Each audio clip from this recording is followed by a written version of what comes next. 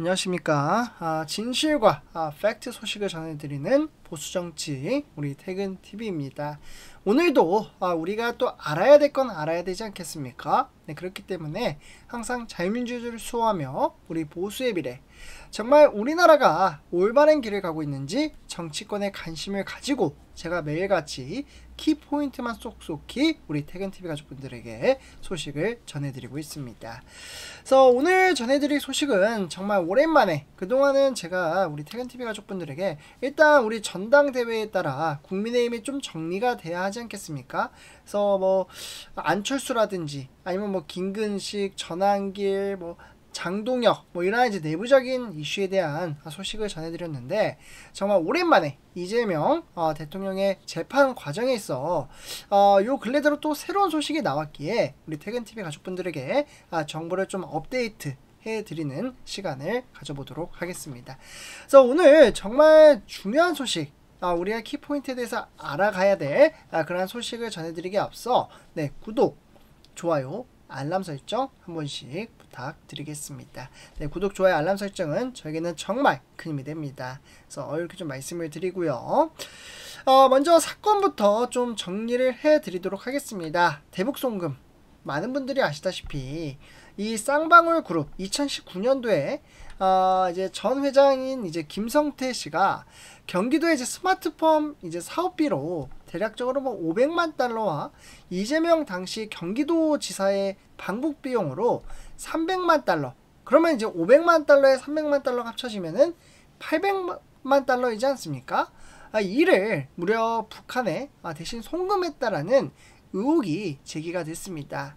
그래서 이 사건은 원래 뭐 변호사의 이제 대납 의혹에서 출발을 했지만 점차 이재명 전 지사와의 연계 여부가 핵심 쟁점으로 떠올랐습니다.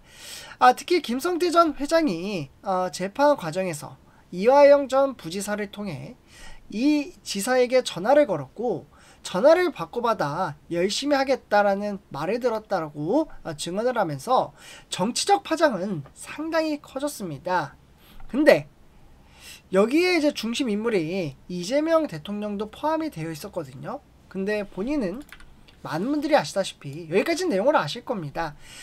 이재명 대통령의 재판이 헌법 제84조 때문에 중단된 상황입니다. 사실 이 재판뿐만 아니라 5개 형사 재판도 모두 중단된 상황이죠.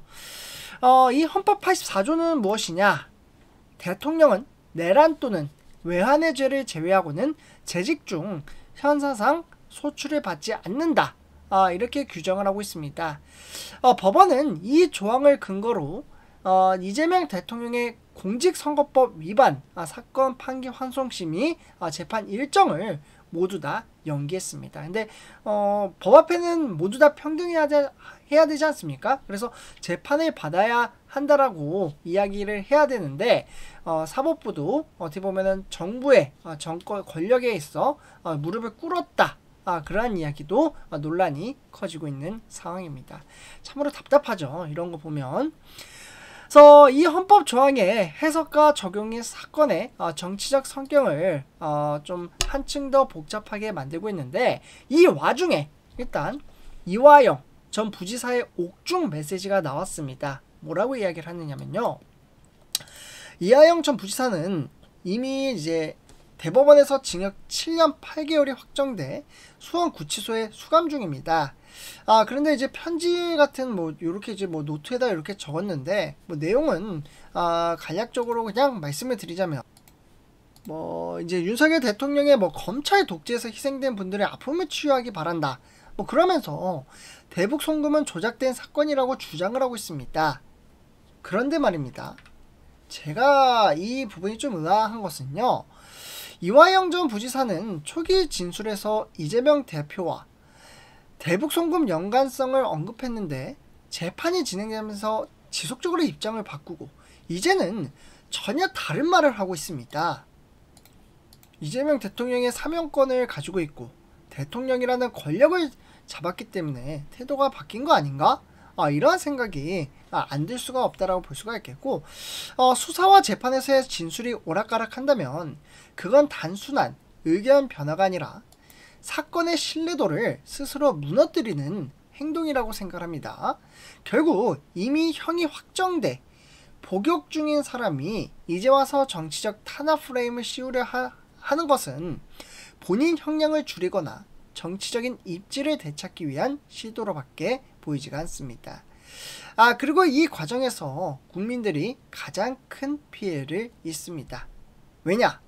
진상 규명은 뒷전이고 정치 공방만 남기 때문입니다. 이와 더불어 바로 두 번째, 바로 또 뭔가 말을 맞춘 느낌처럼 이야기가 나오는데, 쌍방울 김성태, 네, 이 인물도 이제 말을 바꿉니다. 많은 분들이 아시다시피 2023년 초에 재판에서 이화영 전 부지사가 이 지사에게 전화를 걸었고 자신이 바꿔받아 열심히 하겠다라는 말을 들었다라고 진술을 했습니다. 이 말만 들으면 이재명 대통령과의 연결고리는 분명해 보입니다. 그런데 최근 들어 입장을 바꿨다라는 것이죠. 지금 화면에 보시다시피 이재명 대통령과 직접적으로 소통하거나 지시를 받은 적이 없다라는 겁니다. 즉, 과거 증언과 달리 이재명 대통령과의 연관성을 부인한 것이죠. 저는 여기서 또 한 가지 짚어볼 부분은 이 발언은 번복의 사건의 흐름을 크게 뒤흔들 수 있다고 봅니다. 이게 단순한 기억의 오류인지 아니면 전략적인 판단 변화인지 앞으로 재판과 수사는 중요한 쟁점으로 보는데, 문제는 민주당의 대응과 정치적인 파장이 벌써부터 나오고 있습니다. 김성태 전 회장이 이제 말을 바꾸자 민주당은 이화영도 석방을 해야 된다, 이런 식으로 지금 이야기가 나오고 있습니다. 실로 김병기 원내대표를 비롯한 당 지도부는 대북송금 사건의 진짜 주범은 정치 검찰이라며 검찰이 정치적인 의도를 갖고 기소를 강행했다라고 주장을 하고 있는데, 당은 정치검찰 조작 기소 대응, 그러니까 TF팀을 구성해 검찰의 기소 논리를 재검토하고 관련자들의 책임을 묻겠다라고 선언을 한 겁니다. 사실 저는 이러한 내용을 보면서 제가 느낀 것은 이런 대응이 사건의 진실 규명보다 정치적인 공방에 더 무게를 싣는 모습처럼 보입니다.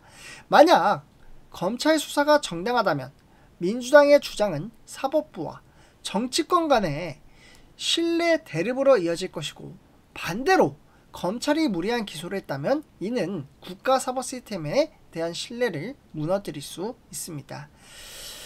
그래서 우리 퇴근TV 가족분들, 이번 쌍방울 대북송금 사건은 아직 결론이 나지 않은 현재 진행형 사건입니다. 이재명 대통령의 재판을 받아야 하지 않겠습니까?